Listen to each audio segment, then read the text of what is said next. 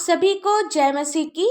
आज का ठहराया हुआ पवित्र वचन है भजन संहिता 119 अध्याय का 37 पद, जिसमें लिखा है, मेरी आंखों को व्यर्थ वस्तु की ओर से फेर दे, तू अपने मार्ग में मुझे जिला।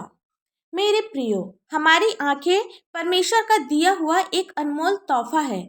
आंखों से हम फौरन अपने आसपास के माहौल को देख सकते हैं, हर चीजों को बारीकी से समझ लेते हैं, फिर चाहे उसका कोई भी रंग या उसकी बनावट कैसे भी हो। आंखें हमें दोस्तों की पहचान कराती है और खतरों से खबरदार करती है। आंखों के द्वारा हम खूबसूरत चीजों को देख सकते हैं, उसकी तारीफ कर सकते हैं, लेकिन हम अपनी आंखों से जो देखते हैं वह कई बार हमें नुकसान भी पहुंचा सकता है।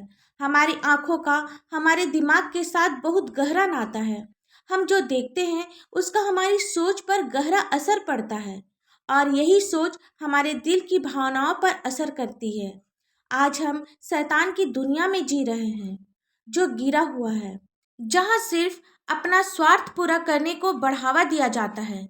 आए दिन हम पर गंदे दृश्यों, फिल्मों, विज्ञापनों और बुरी बातों की इतनी बौछार होती है कि हम बड़ी आसानी से भटक सकते हैं, फिर चाहे हम इनकी एक झलक ही क्यों ना देखें।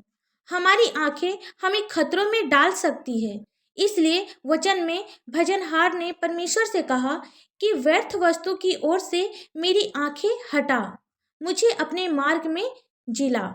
उत्पत्ति की पुस्तक उसका 3 अध्याय का 5 पद में शैतान ने हवा से कहा, अगर वह भले बुरे के ज्ञान के वृक्ष का फल खा लेगी तो उसकी आंखें खुल जाएगी। जब हवा ने इस बारे में सोचा कि उसकी आंखें खुल जाएगी तो उसके दिल में उस फल को खाने की इच्छा पैदा हो गई। उसकी यह इच्छा तब और जोर शोर से बढ़ने लगी जब उसने अपनी आंखों से देखा कि उस वृक्ष का फल खाने में अच्छा और देखने में मन भाव और बुद्धि देने के लिए चाहने योग्य भी है।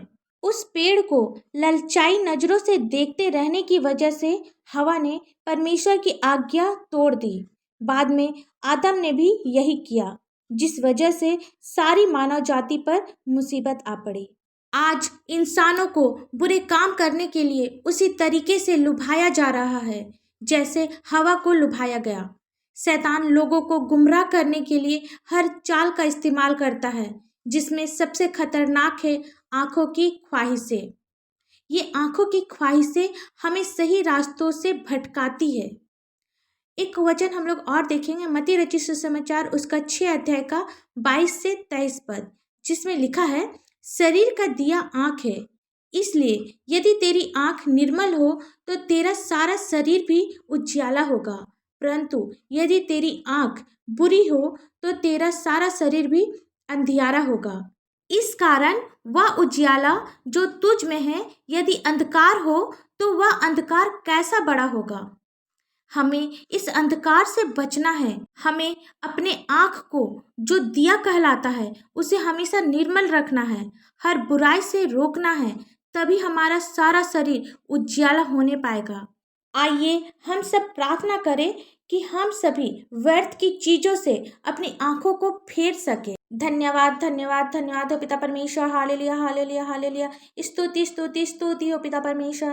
पिता, हम आपको लाखों लाख धन्यवाद देते हैं पिता परमेश्वर। आप बहुमूल्य सामर्थ्य पिता है, आप स्तुति के योग्य पिता है। पिता, आप हमारी प्रार्थनाओं को सुनने वाले पिता है। पिता, आप हमारी आंखों को खोल पिता परमेश्वर, ताकि हम सभी व्यर्थ की चीजों से अपनी आंखों को हटा सके। पिता, हर बुराई से हमें बचाइए। पिता, बीमार लोगों के लिए प्रार्थना करते हैं, आप उसे छू और चंगा कर पिता परमेश्वर। पिता, हम जवान लोगों के लिए प्रार्थना करते हैं पिता परमेश्वर, जो संसार की बुराइयों में फंसे हैं पिता परमेश्वर।